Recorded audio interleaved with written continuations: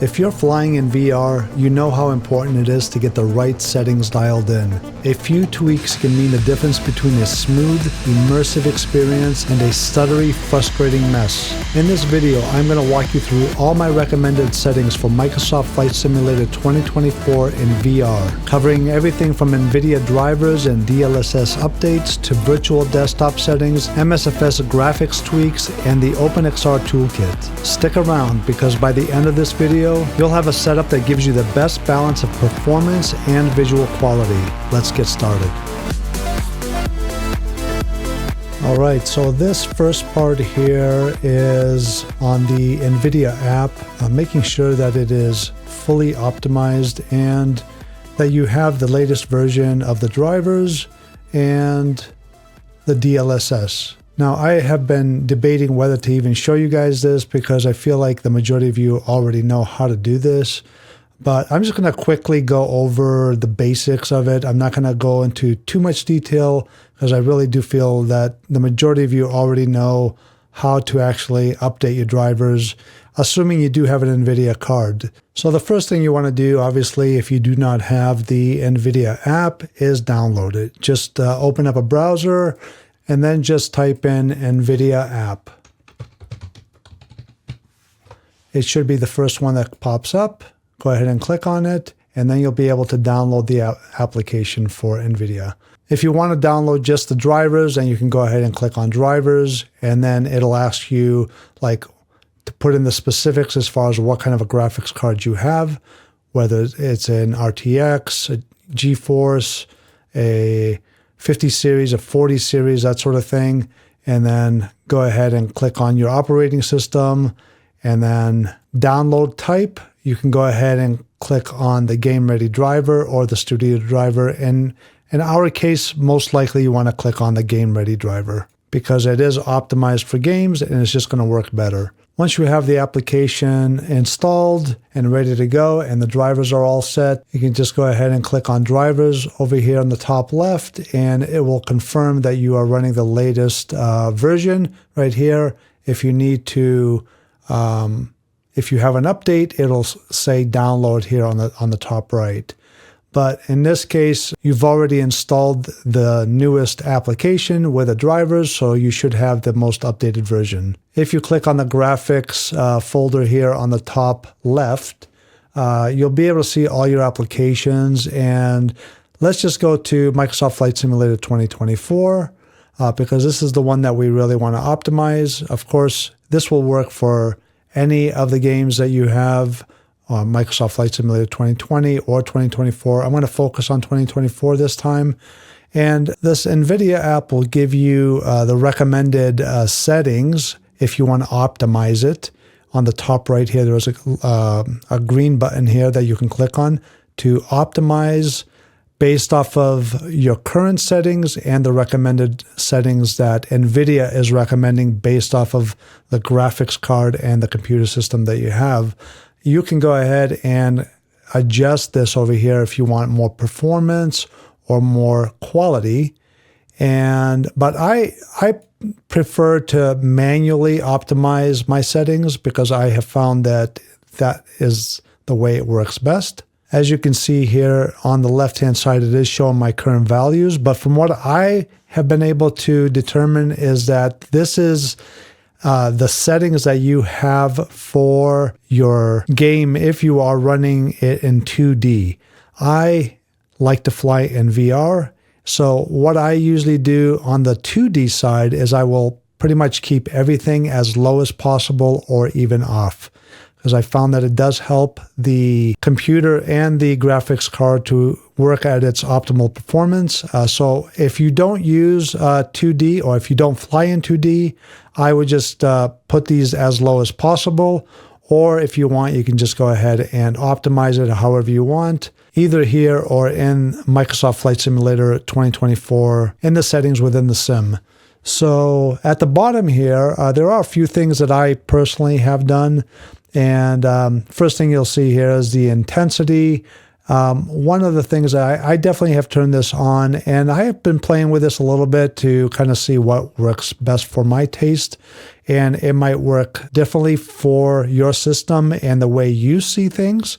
But for me, I like to keep the intensity of the colors a little bit on the higher side, and I am currently using 85, and the saturation I currently have at 65.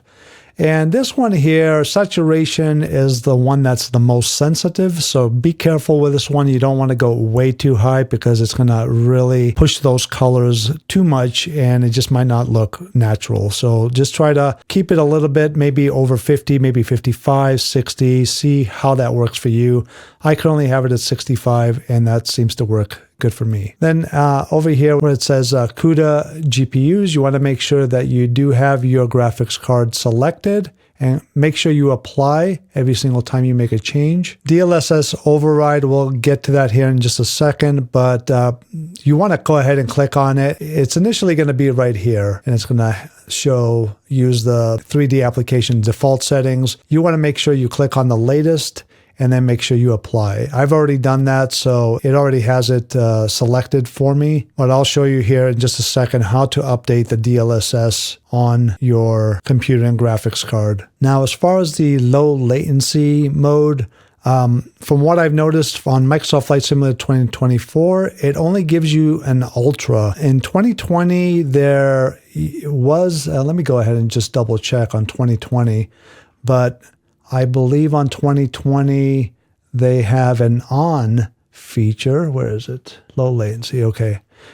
And no, it's on ultra on both. So, and what I've noticed, at least in my current testing right now, is as far as the low latency, ultra is a little bit too much and it might actually be better to keep it off. So you can try ultra and see how that works for you. But currently for me, off is the better way to go.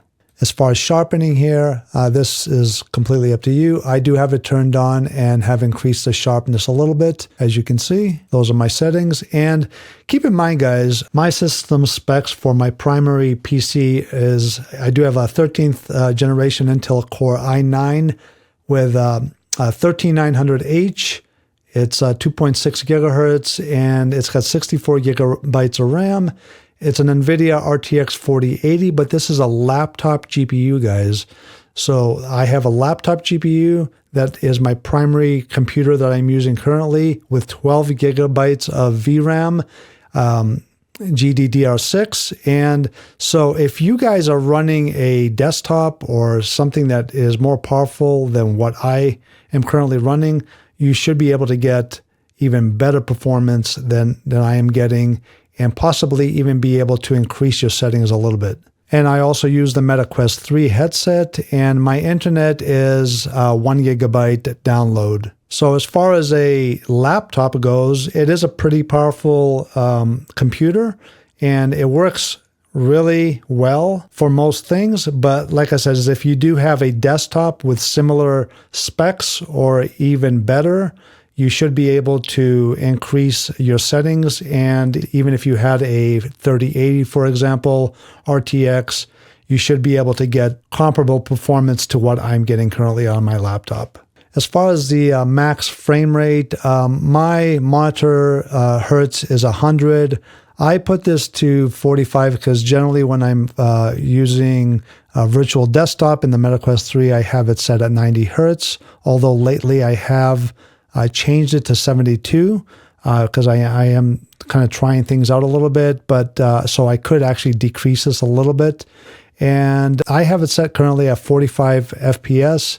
And I think it's actually good to actually have a limit because 45 FPS in VR is, in my opinion, it's still very, very good. Most of the clips that you'll see on my channel here that I've been running lately that I've been getting really good performance on, I have been in the 30s to like 40 FPS range. And we'll discuss that here in just a second. I'm going to show you guys why that's important and why 45 FPS or anything really over 35, I would say, can be a really good experience. As far as the power management mode, I do have it on Prefer Maximum Performance. And vertical sync is just set at the default there. You can also make these changes here globally if you want by clicking this tab, and you can make all the changes right there. The Nvidia app does give you a option here. If you click on System, you can go ahead and click on Performance, and you can turn this on if you want. It's an automatic tuning feature, and it will analyze your GPU and how it is performing with your computer setup. And it will take about a half an hour or so. Just keep that in mind if you turn this on, and it will give you some options. It'll actually boost the clock a little bit and the voltage and stuff like that, but that's completely up to you. I currently have it turned off. And then as far as under settings, I make sure to turn off the Nvidia overlay, okay, because this can really mess things up and how your computer is performing.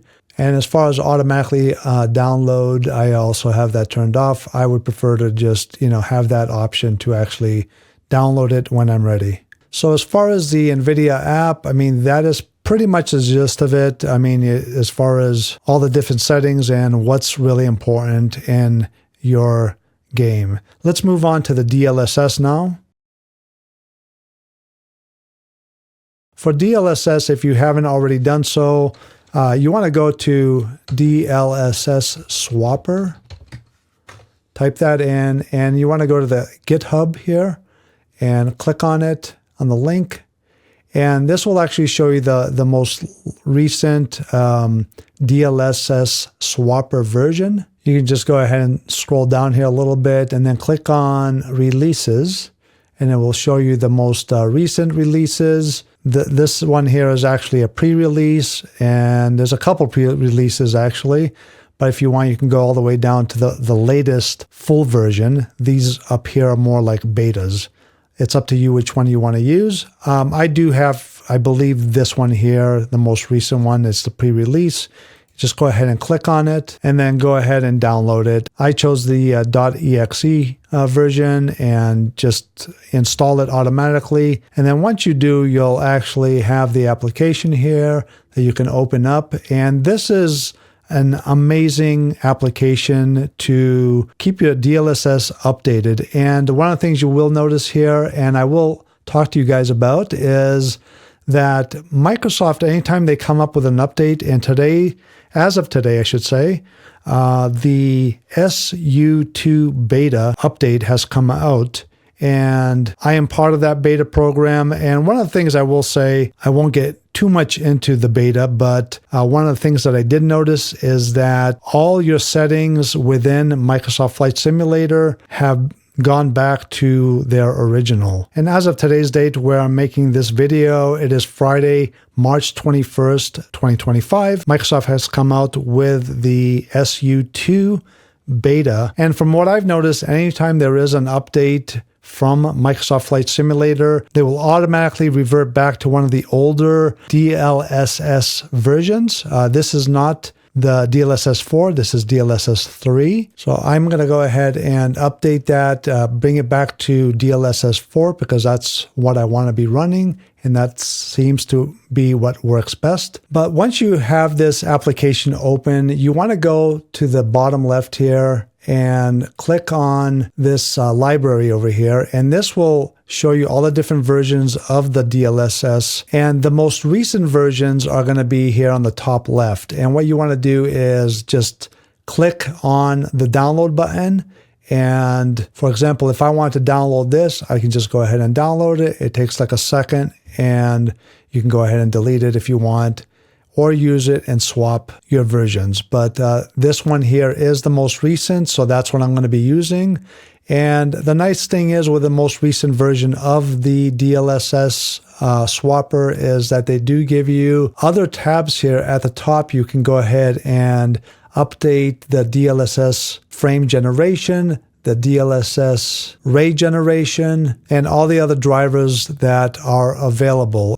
Go in there and download the most recent one. And then what you want to do is just go back to the middle tab here, and then you're going to be able to see all your games. It'll detect all the games that are on your computer that you are actually using. If it's not listed here, you can go ahead at the top here and click on Add a Game, and it'll guide you on how to actually add the actual game in your library. But once you do have the games in the library here, as you can see, I only have Microsoft Flight Simulator 2020 and 2024. All you want to do is just go ahead and click on them. It's going to bring up this window right here. And as you may have already seen me do this, you want to go ahead and click on the DLS version and then click on the top here. It's going to show you the most recent one. This one here on the top is the DLSS 4 version. So that's the one I'm going to be choosing. And then all you got to do is just go ahead and swap. And it's really that simple. You go ahead and do the same for the frame generation and use whatever versions you want for the FSR as well. And then all you got to do is just close this out and your drivers are updated. You can see it right there at the bottom right of each game. But like I said, keep that in mind. Anytime that Microsoft posts an update for Microsoft Flight Simulator 2020 or 2024, they will usually revert back to the older DLSS files. So keep that in mind and then just go in here every now and then, or at least anytime there is an update to the software, and go back to the DLSS Swapper and just make sure that you do have the most recent versions of DLSS. Now, with all of this out of the way, let's go ahead and launch Microsoft Flight Simulator 2024, and we'll go over some of the other settings and tweaks. All right, now I am in Virtual Desktop. This is the virtual environment that I'm in currently. And if you don't already have Virtual Desktop for your VR headset, if you are able to download it, it is the best way to actually play games in VR. In my opinion, it is way better than Steam. I've used Steam many times, and there's always a lot of artifacting going on. There's major stutters, and you have to constantly be plugged in for the most part. It's just a real mess. This one here, I am completely wireless right now, and it works absolutely amazing. So if you haven't already downloaded this app, I highly recommend it. And I will put a link in the description for most of these things here that I am showing in the video. But before we get into Microsoft Flight Simulator 2024, one of the things that I recommend that you do is to turn off any antivirus programs that might be working in the background, because they will typically slow down your computer quite a bit. And then once we're done with that, we'll go ahead and launch Microsoft Flight Simulator 2024. And one of the other things I will do also is click on Control-Alt-Delete. And there are other ways to bring up the Task Manager, but that's what I use. And then just go to Task Manager. And then on the bottom left here, click on Details. And then you will find it in here, Microsoft Flight Simulator 2024. But I will usually just click in the search bar and type in Flight. It's just way easier, and it'll come up. You'll see it right there, 2024 EXE. Right-click on it, and then click on Set Priority, and then click on High. Go ahead and confirm it. So this will set the priority of Microsoft Flight Simulator 2024 to a high priority. So it's going to basically minimize any other processes that are working in the background that are kind of affecting things and how your computer is running. It'll actually, help it to run a lot quicker. So I was going to go over the settings first and then talk about Virtual Desktop, but since we are here, I might as well just talk to you about Virtual Desktop. And what you're going to be able to do here is just click anywhere outside of the actual screen in front of you. And then it'll bring up a menu here on the bottom. You don't really need to click on any of these. You can if you want, but it's these three little buttons here where it says Menu. You can go ahead and click on that, and then click on Environments, and then you'll be able to choose a different environment that you want to be in, for example.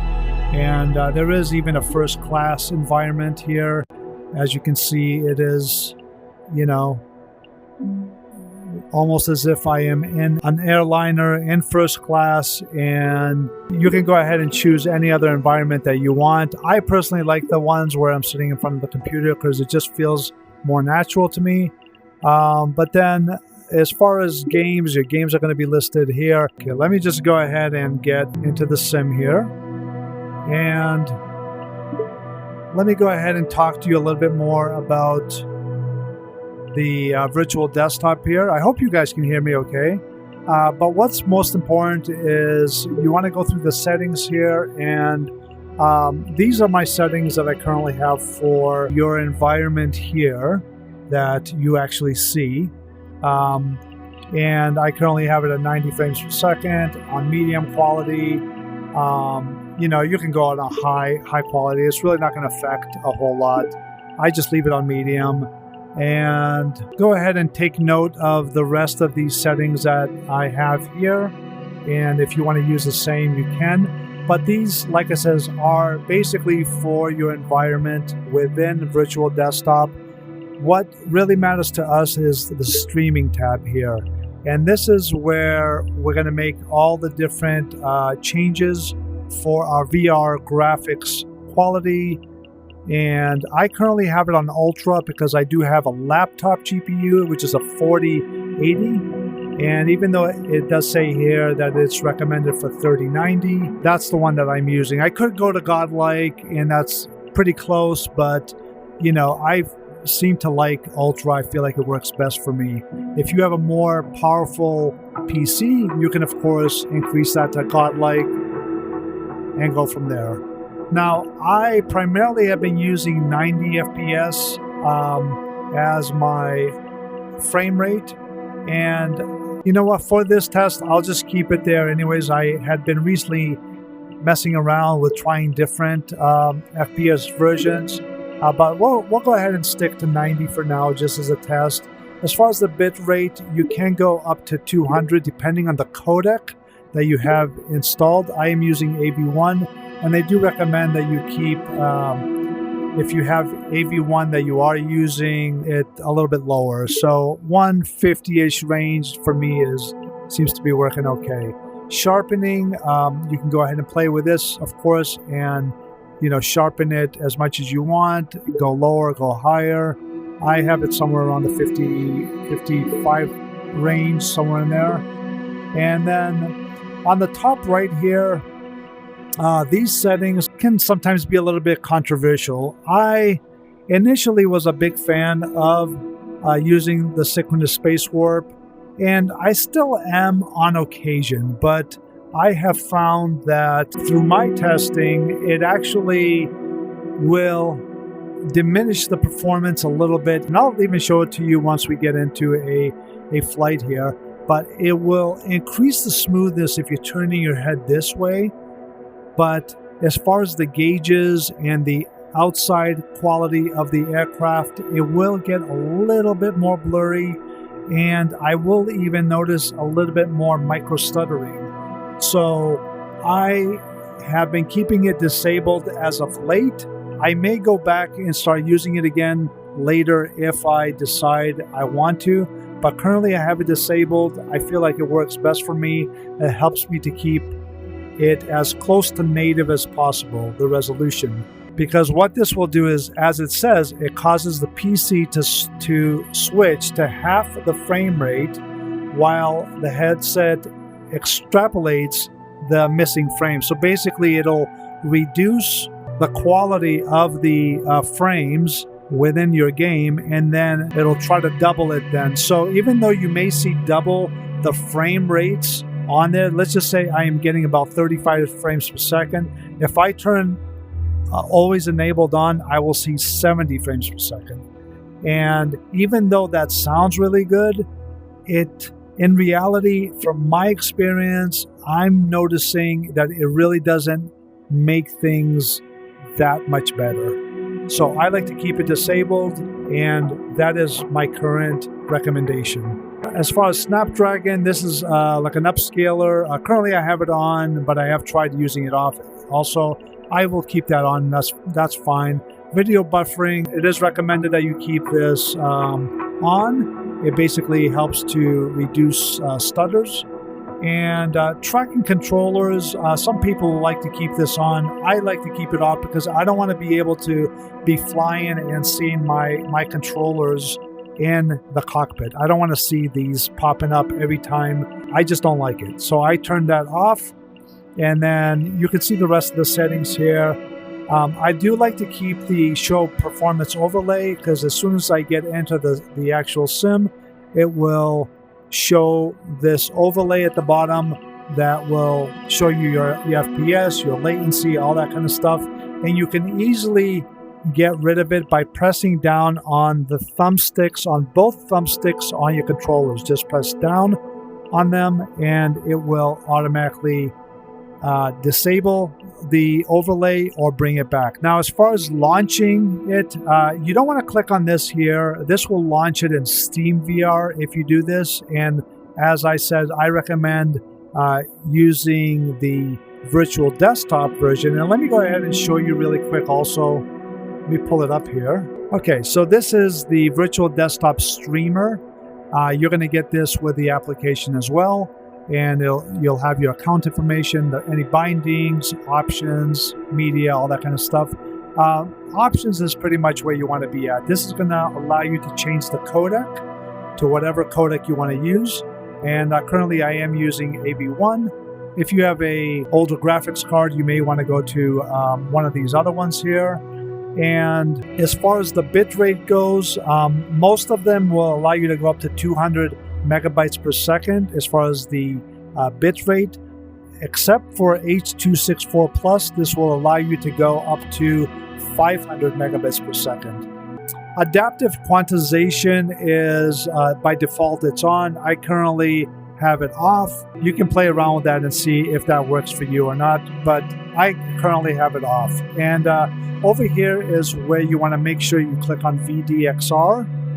And then the rest of these settings are pretty standard, you know, whether you want to basically allow it to start up when you're starting Windows and automatically adjust bit rate. And I do have that on as well. That is recommended to do that. Sometimes I will turn it off because, you know, it will adjust the bit rate depending on what your system is actually doing. So some people like to keep that off or on. Currently I have it on and it seems to be working okay. But as you can see, those are the rest of the settings there.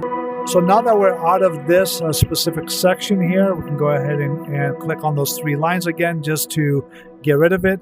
And if you want, you can actually click on the three lines here on your left controller here. You can click on the three lines there. That'll actually bring up these settings as well. It's actually a little bit quicker to do it. Since I'm a righty, I tend to use my right controller a lot, so I will actually just do it like that. It's a little bit easier for me. Currently, I do have it on full screen display mode, and I am running it at 2K. I wish there was a way to turn off this music. I don't know how to do it, but it is running in the background. Hopefully you guys can hear me okay. But I am running it in 2K, and this is the 2D mode, by the way, the 2D settings. And as I mentioned, I do keep these on the low end because I rarely fly in 2D. So if I can keep these on low end or off, I will do that. I'll just keep everything on low end or off. What you want to do is go to VR and go to graphics, VR graphics on the top left here. And currently I am using the Nvidia DLSS Swapper resolution. I am unbalanced, although I have been getting very similar performance with quality as well. So it may affect it by like 2 frames per second, nothing major. So I will sometimes go to quality, but currently I am running it unbalanced.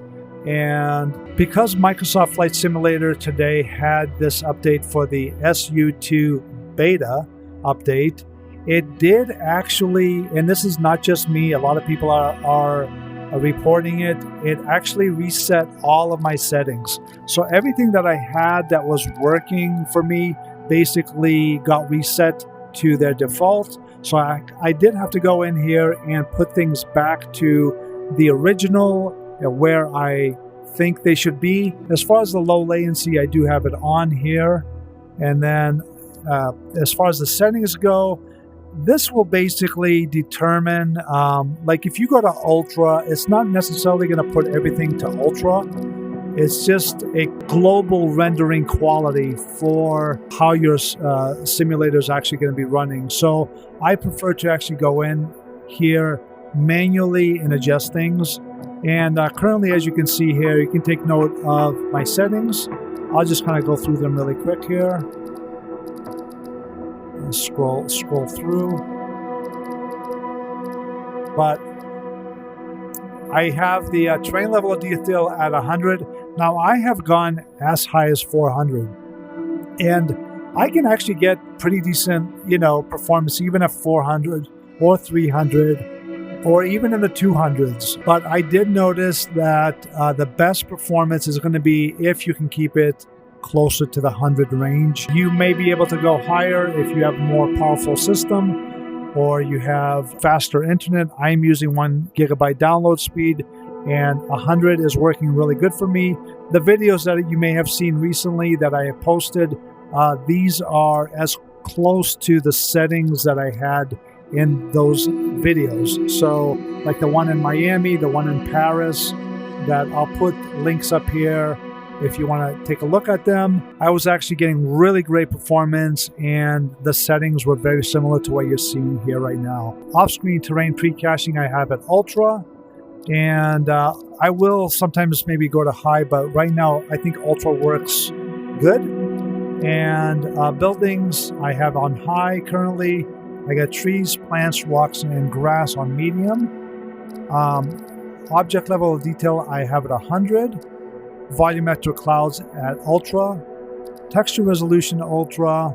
As far as the anisotropic filtering, I do currently have it off because I have it turned on within the Nvidia control panel. Water waves are currently on high, but I would actually go to medium. High tends to affect the frames per second quite a bit. So unless you have a really powerful PC, I would recommend keeping this on medium. The shadow maps is at 2048. Terrain shadows 1024. Contact shadows I have at medium. Windshield effects on high. Ambient occlusion on medium. Cube map reflections at 256. Ray mark reflections on medium. Light shafts are on medium. I really don't see much difference between low, medium, or high, honestly. So I keep it on medium because that's a good middle ground. Glass cockpit refresh rates on high. Character quality I have on ultra. Traffic airport qualities on medium. Air traffic is currently on medium. Road traffic I keep on high. I don't really see much of a hit on this either. On road traffic, you can pretty much go to ultra and it will be fine. Currently I have it set on high because I feel like sometimes ultra may be a little bit too much. It may just look a little bit unnatural. Sea traffic I keep off, and fauna I have turned off also because I rarely see any fauna anyways. Fauna definitely eats up a lot of your resources, so I highly recommend that you keep that off. So we're going to go ahead and save that, and let's just go ahead and pick a spot here.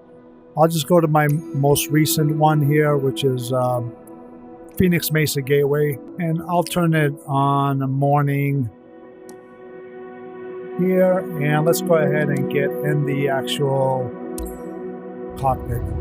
All right, now before we actually get going here, I do want to say also that I have deleted my shader cache before doing this actual flight here. I deleted the rolling cache, the different shader caches, the DX cache, GL cache, and the compute cache. I deleted all of those folders, so once you do that and you delete all those graphics that have been saved on your computer, it will sometimes take about a half an hour or so to repopulate all of those shader cache files into the system. So there may be a little bit of stuttering here occasionally, but I feel like after about an hour or so, everything will work a little bit smoother. But let's go ahead and get started here. I'm going to get into VR. And as I mentioned, you don't want to click on this right here. You don't want to click on that because that'll launch Steam VR. All you want to do is click on the Control and Tab buttons on your keyboard. Just click on them, and then you get into VR. We'll go ahead and adjust here, and I'm going to give it a few seconds to kind of settle down. As you see there, as I wait a few more seconds, it goes up to like closer to 30 frames per second. And I'm using these sort of settings currently just to show you guys that even at 30 seconds or 28, but you know, you want it to be higher than that. But currently, even at close to 30 frames per second, my experience within VR is pretty decent. It's not the best, but it's pretty decent. And here's one thing that I wanted to mention to you guys. So keep these numbers in mind. I'm getting about 30 frames per second and about 82, 83, 84 milliseconds of latency. Let me get back out of VR and click on Always Enabled for the SSW. And let's get back into VR.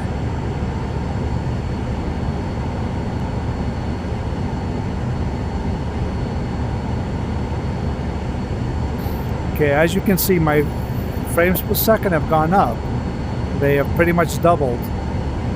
So I was getting about 30 frames per second, now I'm up to 60. Looks really good because, you know, it says you're getting 60 frames per second, but look at the latency.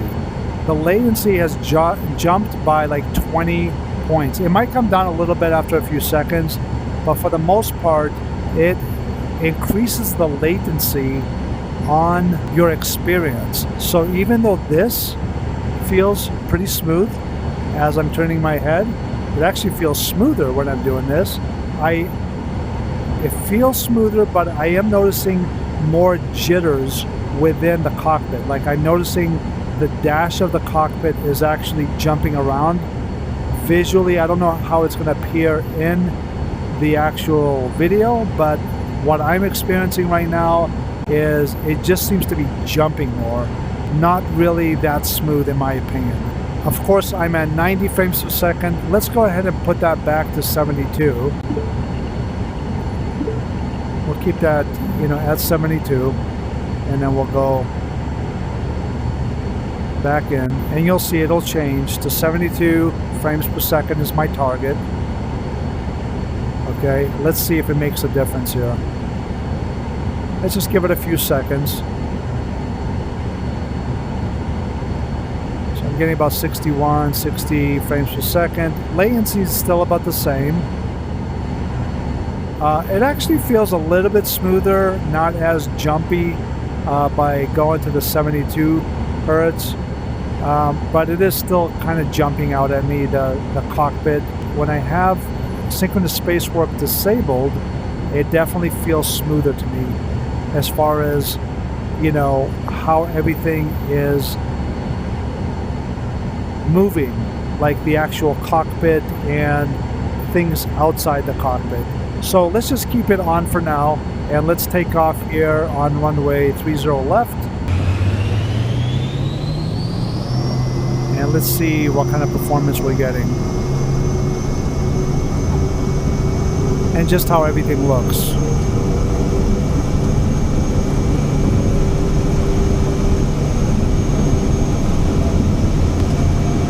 Alright.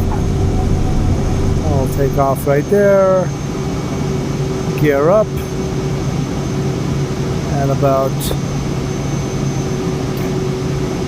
10 degrees. We're at 115 speed. We'll pull up the flaps, and then let me get it on autopilot here,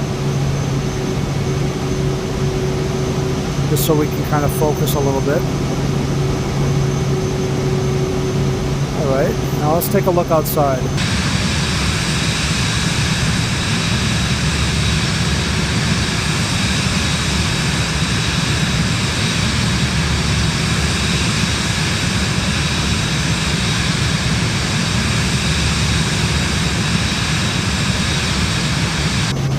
All right, so it seems pretty good. Let me adjust my screen. I'm getting about 60 frames per second. And let's go ahead and level off here at about 3,500 feet. And just take a look outside, and to me it just seems a little bit, almost like a little bit hazy. It doesn't look as clear to me. And the same goes for the cockpit.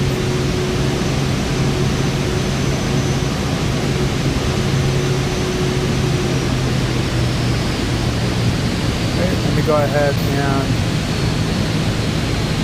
disable the synchronous space warp.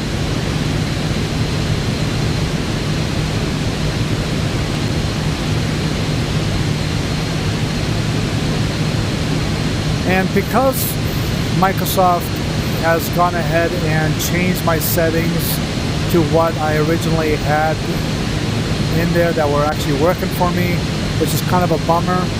You know, I kind of had to go in there and manually adjust things again. I am, you know,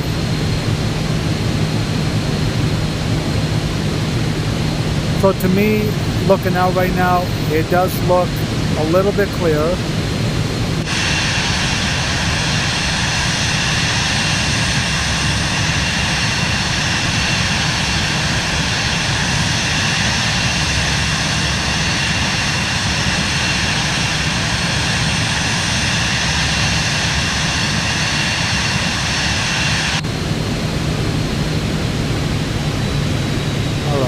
Going to slow down just a tad, and let's go ahead and talk about the OpenXR Toolkit. Now, if you guys don't have the OpenXR Toolkit, I highly recommend it, and I will put a link in the description. But the OpenXR Toolkit, in my opinion, is a game changer as far as how it actually affects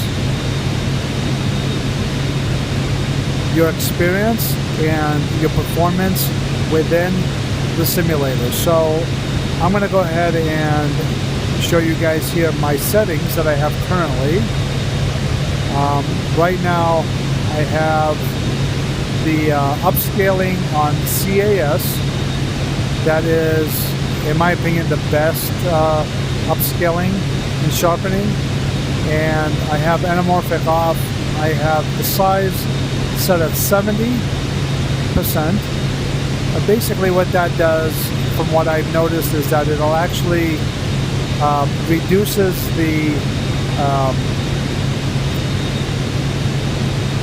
render quality to about 70%, but then we're gonna basically upscale it on a different setting here that I'll show you in a second.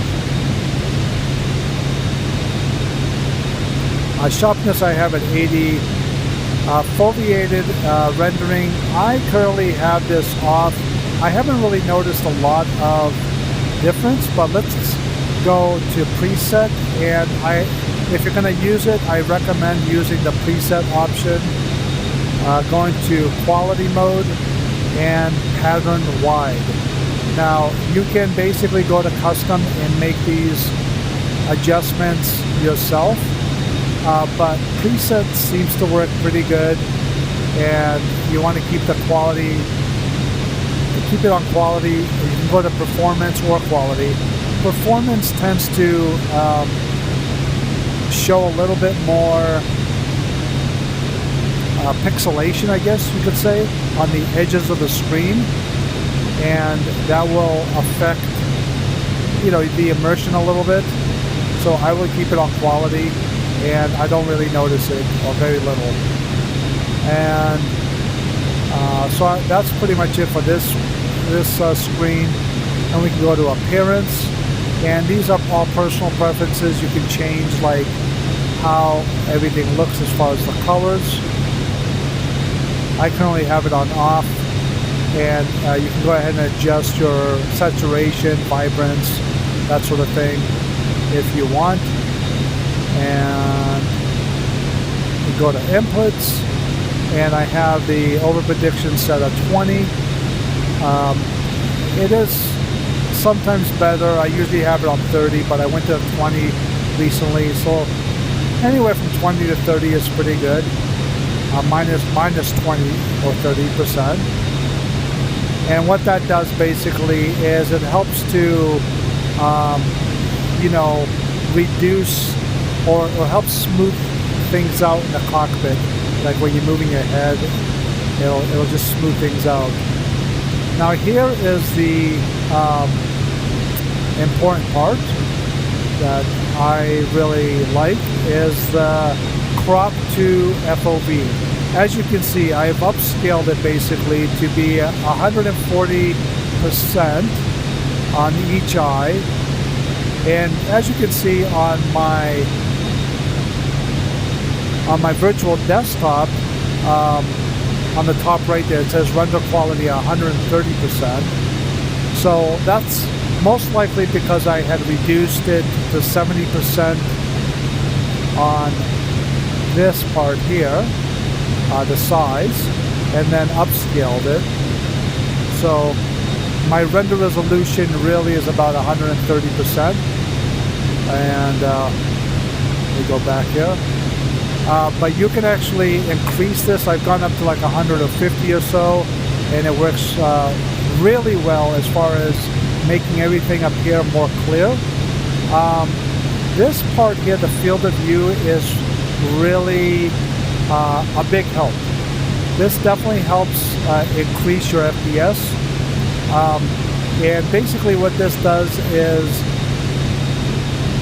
it might not show it in the video, but basically what it does is it almost crops your image a little bit, So depending on what, if you want the top to be pulled down almost like a curtain, you're basically pulling down the curtain a little bit. I do not see it at 70%, or very, very little. So all of these seem very natural to me. I don't feel like I've actually made any difference. Now if I start going to, I can go to 80%, and that still feels pretty good. Now let's just go to 90 on the rest of these. Just to kind of show you what happens here. And I'm going to exit out of this. And what you want to do is click on, I'm at 32 FPS roughly.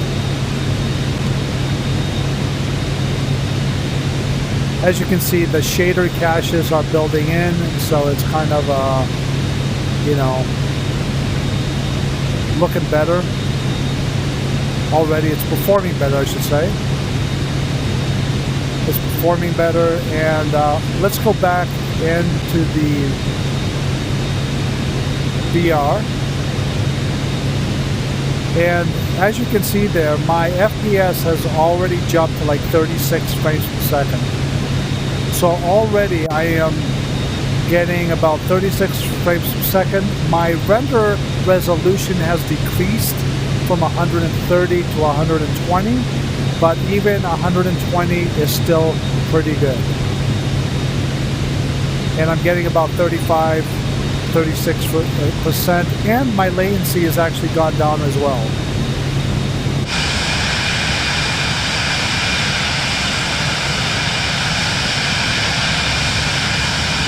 So I'm currently at about 35, 36% FPS, I should say.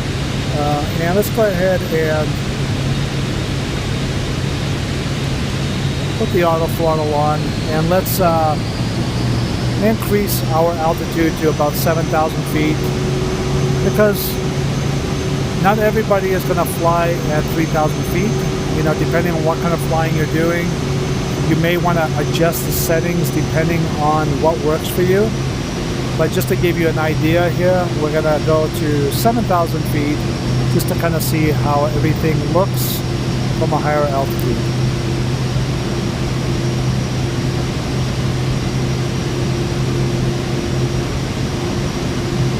And like I said, by actually cropping the image within my headset, I see it slightly, but it's not to the point where it's like a deal breaker or that it doesn't affect the immersion really that much. If you were to go a lot lower, like let's just say 85%, actually even at 85 it's still pretty good. I don't really see it that much.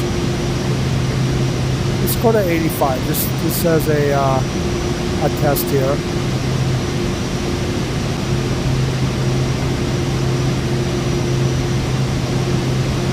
And I'm going back in.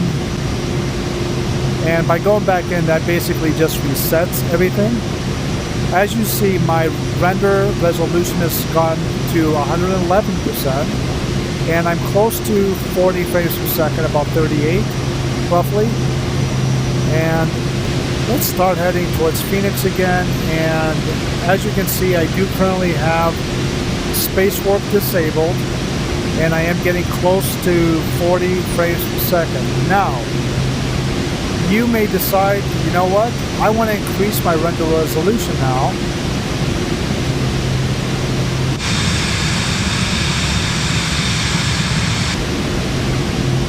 So this actually feels pretty good.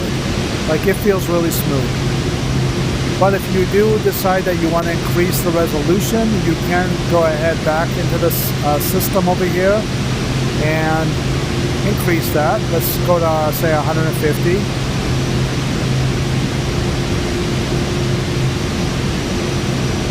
And what this is going to do actually, guys, is this will actually,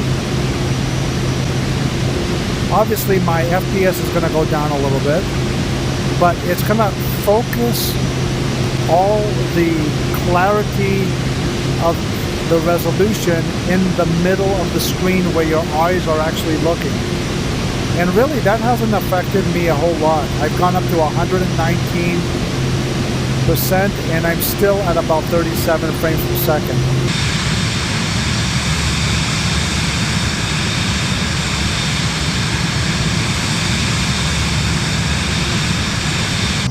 It still feels pretty good. There is the occasional stutter, and I think a lot of that has to do with my shader cache files, updating everything right now.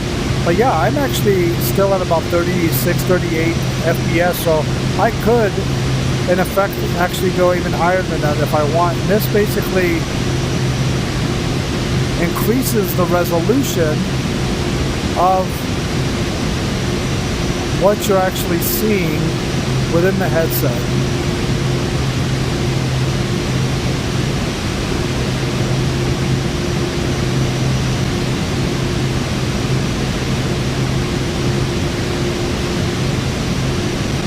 Right now I'm at about 126 and I'm still getting pretty decent FPS of about 34, 35%, or 35 I should say frames per second.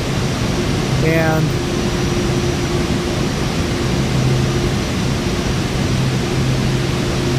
let's go lower again. We'll go to about 3,500 feet. But yeah, this actually feels really smooth to me. Let me actually remove this dialog box at the bottom.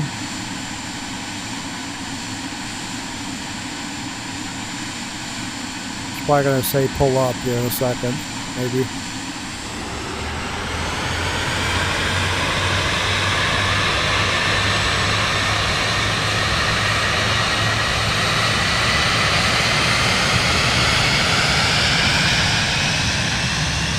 But yeah, as I'm turning my head, within the headset, it feels really smooth.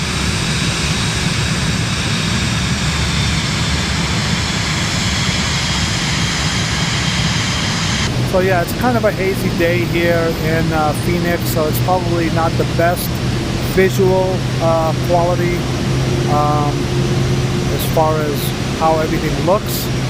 So yeah, that is it, guys. I hope this video helped you out a little bit and maybe gave you some options as far as what you can actually do within the simulator to get the best quality and performance. Just play around with these settings, tweak them to your computer and how everything is set up on your PC, but I would highly recommend just starting off with what I currently have and then make adjustments if you need to. If you decide you got a lot more wiggle room and you want to increase your graphics quality, go ahead and do that. But I believe that with these specific tweaks and settings, you will be able to get a much better performing experience within Microsoft Flight Simulator 2024. If you guys did enjoy this video, please give it a like, hit that subscribe button and the notification bell if you haven't done so already, and I'll see you all next time. Take care.